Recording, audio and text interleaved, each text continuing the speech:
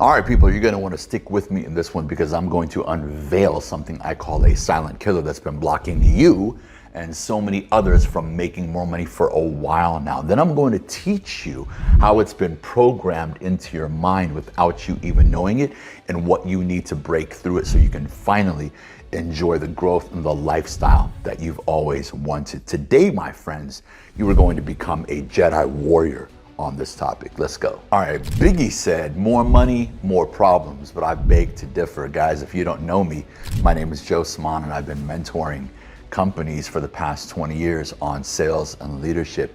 And one of the challenges that we're always trying to figure out is why we provide so many resources to our people and still even the talented ones, the ones with great experience, personalities, they're like funny, they're amazing, vibrant people, and they still get stuck. And they keep making about the same paycheck over and over and over. They bounce around companies and careers, and still you guys might be experiencing this too, no matter what level you're at, and they still get stuck. So to understand this, before I give you some of the really, really powerful stuff on how and what you need to do to get out of it, I wanna go all the way back to your childhood for a minute. So come with me, let me explain. Kids are dreamers, adults are programmed. Y'all remember back when you were a kid? Okay, it was a while ago for me. You had all these dreams. I remember I would watch TV or look at magazines. I had a picture of this Porsche 949 on my wall, I remember. I think it's still there. I want to go and grab that. I should bring it into the studio. But there was this TV show that I always watched on TV. I don't know if you guys remember. Some of you might be too young, but it was called Lifestyles of the Rich and Famous. Lifestyles of the Rich and Famous with Robin Leach, right? And you would watch this show and there'd be all these homes and exotic places and cars and people with great stories and so on and so forth. And you know, you always have these big aspirations. It doesn't always have to come to wealth. But then you become, you know, an adult to get into your program life. You're now somewhere between the age of, let's just say 19 and, 50 years old, I guess. I don't know, any age can matter after 19. And you seem to be in this cycle. You seem to be in this cycle of making sort of the same money all the time and living within your means. You hear a lot of financial experts online talking about this. Don't buy anything you can't afford and don't overspend on your credit cards, and I agree. There's a time and a place and you should always be aware of what your means are at the time, but I don't agree that you should think by your means. I agree that for a time period you should live by your means but not think by your means. And so let me explain to you what I mean by kids are dreams and adults are programmed. Obviously, when you're a kid, you are much more of a dreamer and you're going to have visions of things in life that you like or you see or people you want to be like, places you want to go, maybe homes that you want to buy or something, right? There's always something that you're dreaming about. And then you go through years and years and years of schooling and upbringing. And most parents like mine, I'm very fortunate, very loving, very solid family. But most parents and society in general was designed to put you into a box where you start to think about just getting a job, having a good career. And of course, even that can be very fruitful and lots to be grateful for there. But I feel like there's some of you out there that are here on this channel because you're stuck. And when you get stuck financially, in some ways it can have a negative impact on your life. You might not be enjoying the hobbies that you've always enjoyed. You might be treating yourself or other people differently. And I know that feeling of like not feeling like you're where you should be. And so it kind of makes you anxious a little bit. And I see all these talented people now because I've mentored thousands of people over the years get stuck into these modalities of life where they're bouncing around from job to job or they're in an industry that actually is very lucrative and can make them money, but they get stuck. And the reality is that we have been programmed by society over time to fit into sort of this box. That's why I said kids are dreamers and adults are programmed. Let me break it down for you a little bit more simply on what I mean. Okay, so what ends up happening is you end up getting into your professional life, your career, your adult life. Some of you have kids and are married and have other responsibilities. And this is kind of the general breakdown, I think. You've got rent and mortgage, you've got cars and insurance, you've got your basic expenses. Everybody wants to do their best to save some money, even though savings is at an all-time low now across the whole country. And you need to have a little bit of fun in your life, right? Now, I live in Orange County, California, so The expenses here might be different than what they are in your area, but I'm gonna put a very conservative figure, an extremely conservative figure on the board right here. And I'm gonna say that you've got to make at least $7,000 a month, okay? Now, here's what happens. This is what I call, and you guys have heard me call, the budget trap. As a child or even a young adult, sometimes you often have visions of what you want to accomplish. Now, here's the thing. If you find yourself in an environment or a group of people or an industry, right, even a mindset or a phase of life where you carry on, you're doing $7,000 a month for too long, maybe less, maybe more, give or take, plus or minus, okay? If you do that for too long, you actually start to have an identity shift into thinking that you are worth about $7,000 a month. You start looking for jobs that pay around that level. You start, regardless of what type of marketing you're doing or how much opportunity is on your plate, you're always thinking about that $7,000 level. Now, why? Why do I call this the budget trap? It's probably because you're going about your month or your week only taking into consideration what you need to make in order to check off these boxes. Oh, it's the 15th of the month, it's the 20th of the month. How many more deals do I have to do? How many bills do I have to pay between now and the 1st of the month? Oh my gosh, rent is due in a couple of weeks. I need to make sure I get the paycheck. Let me go talk to my manager. Let me see what else I can do. Oh my God, I can't go out for the next 2 weeks. We can't spend any more money, honey. Don't spend anything for the next 10 days. We really got to watch our expenses right now. I took a look at the account today and we barely got enough to pay our mortgage. We got the car payments coming up and all kinds of stuff, okay? So you get into that modality of thinking. Now, if this carries on, if anything carries on for an extended period of time in your life, okay, in your life, it starts to shape an identity belief about yourself. This is what I call the budget trap. And you no longer start having thoughts and making rampant decisions about, instead of making enough to pay these bills, what do I need to do to turn this 7,000 into a bigger number without completely sacrificing the quality of my life or the quality of my family's life as well. So as long as you understand the concept that once you start adding expenses to your life, and those things are fixated, you now start looking for ways to pay those expenses. And so you're working and you're thinking in a format of, what do I need to do in order to cover my expenses and hopefully have a little bit of savings and a little bit of fun for myself and my family. This is not the right way of thinking. If you are an ambitious person by nature, this can cause a lot of depression-like activity in your mind and in your heart. And that's really crazy, because sometimes what will happen is you start treating yourself poorly, meaning you're not on top of your workout game, meaning you're not doing the things you used to love, meaning you're not reading anymore, you're not jogging anymore, you're not going on hikes anymore, you're not going on dates with your wife anymore, and you're losing that luster. You might even start to take that out on other people. And you might have a little edge on you all the time where you're just pissed off. Somebody cuts you off in traffic. You're a little pissed off. Work doesn't go exactly the way that you wanted it to go. You're a little pissed off. You know what I mean? You're just always on edge and you can't figure out why. And here's why. It's because you are capable of much, much more than what you are doing right now. You've got to make that soul connection, that life-work connection. You're probably capable of and worth more as an individual than where you are at right now. And if that carries on for too long, you end up having an identity shift in the wrong direction. Remember that little kid inside of you? Remember that little kid inside of you? That little kid was hoping to do this. I'm gonna put some squiggles in it because it ain't a perfect line, right? That's what that kid wanted to do. And I don't care if you're 22 years old or 62 years old, it doesn't matter. We can help you to fix this really, really quickly, and I'm gonna give you some examples right now. Let's start off real quick with the idea of the identity shift, okay? So we're gonna go identity. This is you, okay? Boom. Give yourself a little smiley face there. The identity shift. This doesn't mean all things in your life are out of whack. In this particular video, although this can apply to many areas of your life, in this particular video, I'm talking about the financial aspect of your life. For me, I've got other aspects of my life that need a lot of work, and that I'm happy to work on, right? I've got my faith, I've got my finances, my health, my fitness, my family life, my connection with others, society, contribution, so on and so forth. But in this regards, we're going to talk about it from a financial perspective. And I said a couple of minutes ago, as you go through time, okay, we're going to make this line time.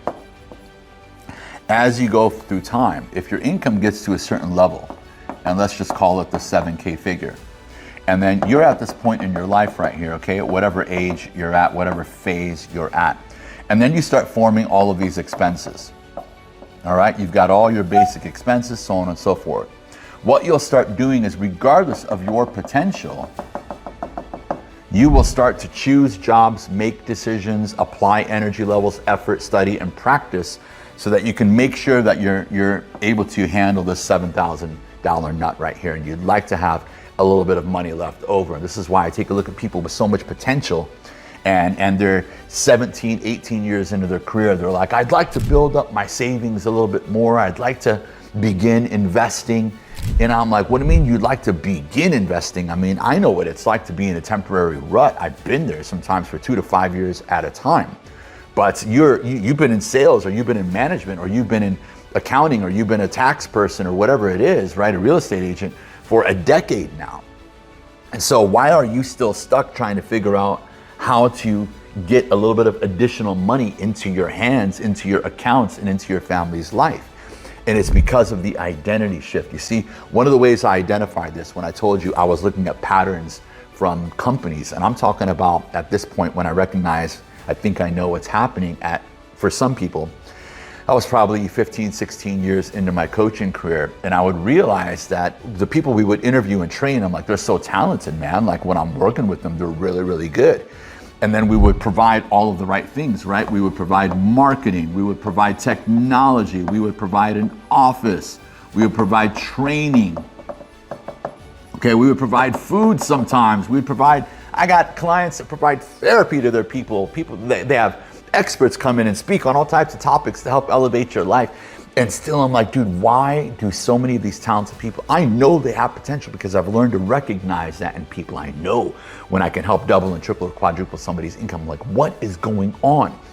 And then I started to ask them about their lifestyles. And I would ask questions like, how much money do you need to make in order to be focused? Check this out. I would ask them, how much money do you need to make in order to feel focused? And sometimes I would say, in order to be loyal, to feel loyal to this company that you belong here.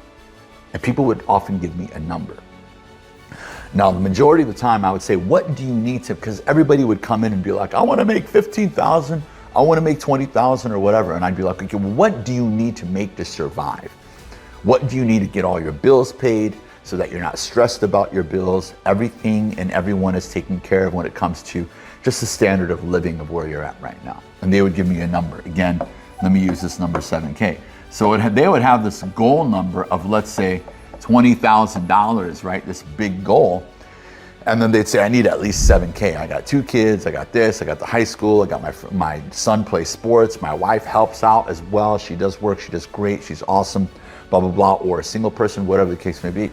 And I noticed time passed by, and guess what they're stuck at? Regardless of how many resources we provide, a lot of people got stuck around the 7K mark. Or whatever that mark is, given the appropriate income level of the environment or industry that you're in. And I'm like, this is very interesting. I think what people are doing is, instead of taking all these resources that they have, let's talk about resources real quick. Instead of taking their God-given talent and health, instead of taking their mind and their learning, their expansion, instead of taking all the tools that they may have in their industry or in their company, and taking all these marketing, let's say marketing or lead generation or whatever the opportunity is out there for you to go out and get business or to apply yourself. Instead of focusing on these things, they would be focusing on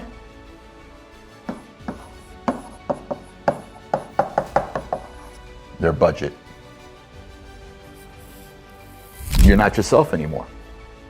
You're not the real version of you anymore. You are now a super talented and super, amazing God-created individual, but you spend the majority of your time when you're thinking critically about paying bills, not becoming a person of massive value. And I'm gonna give you these steps. Of course, we're not gonna work on all of them, but I want you to know what they are, because there's plenty of resources around you right now and in the palm of your hand, if you're watching this on your cell phone, that will allow you to begin to take action. What I want you to realize is how to shift your mindset. I want you to be aware of the budget trap, to see it in yourself, even though it needs to be there, it has its place. I want you to learn to see it in other people so you can help to free them from it as well, whether it be your family, friends, or coworkers, or team members, or what have you. And I'll need you to break out of it. You need to understand that if the majority of your thoughts are going toward paying your bills, and that is now affecting your performance, you may need an identity shift. Now, here's the cool part. Here's how quickly you can reshape your identity when it comes to this topic. Let's do that now.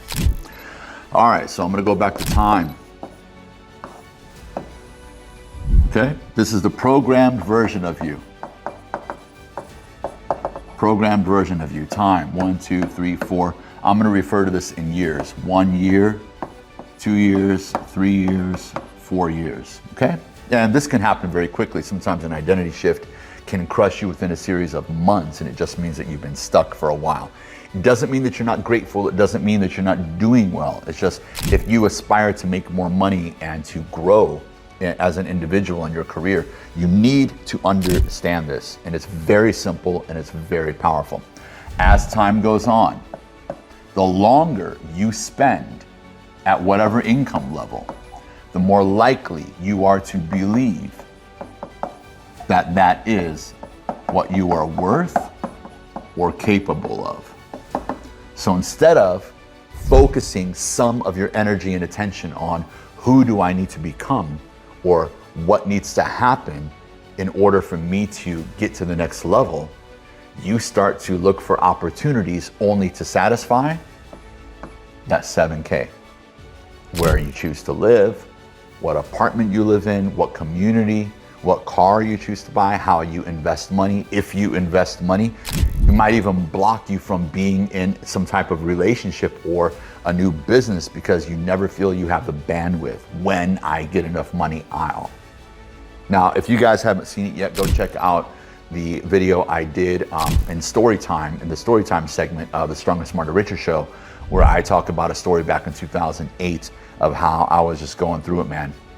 And I was stuck, but it was worse. I was living in an expensive area, and I kept, and I was starting a new business, and it was like 1 to 2 years where I was constantly worried about finances, and it really wore on me. And there's a thing that I did one morning that you guys should do, and it's about tasting the dream. You should constantly be looking for areas to inspire yourself so that you don't get stuck in this mindset of, I can't do the things that I love. I can't go the places that I love. I can't provide the things that I want for my loved ones because we can't afford it. Yes, affordability is important. And yes, you don't need to go spend money like crazy. That'll get you in trouble too. I've done that as well. All right, but I just want you to be aware of this. Now, here's the cool thing. You guys ready? Now, let me put a timeline up here again. This is the new version of you, where I'm gonna call it the real you. This is the real you. This is how quickly you can do this. This is how adaptable the human mind is and how quickly the feeling of progress and growth starts to fill us with momentum. 1, 2, 3. Maximum 3 months to make a shift. And in many cases, I've seen it happen within days with people, not in their paycheck right away, but in their progress right away. What do I mean? Here are some of the things that you want to take into consideration. If you want to speed up this process and break through, get the hell out of that budget trap, break through and finally start to level up on your game, especially when it comes to the financial part. Item number 1. Number 1, we're going to go to skill. Now, I coach a lot of people in sales or some type of performance-based business, okay? So skill set is a big one for me, and I'll often say, I'm going to force you to make more money. I'm gonna force you to make more money. I don't mean I'm gonna take them out and beat them, right? Or be abusive or disrespectful, but I'm gonna force you. And the first thing I do, and I tell them, I'm gonna work on your skill set.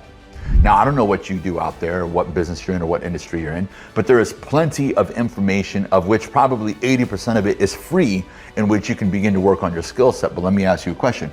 How many hours a month or a week do you spend working on your skill? I have another video where I talk about you need to practice just as much or more than you play, and how I've been able to go in industries and help them level up an entire company very, very quickly, even if I've never been in that industry, because I practice the skill sets that I need so much. I'm a little bit obsessed, and I did this for 30, 40 hours a week into practice for years and years, okay? Pretty much you have to do that if you want to be a coach. Nobody wants a coach that sucks or just comes in and runs their mouth to motivate people, and then they never get any freaking results. So you're gonna have to work on your skill set, okay? Item number 2, you're gonna have to work on your network.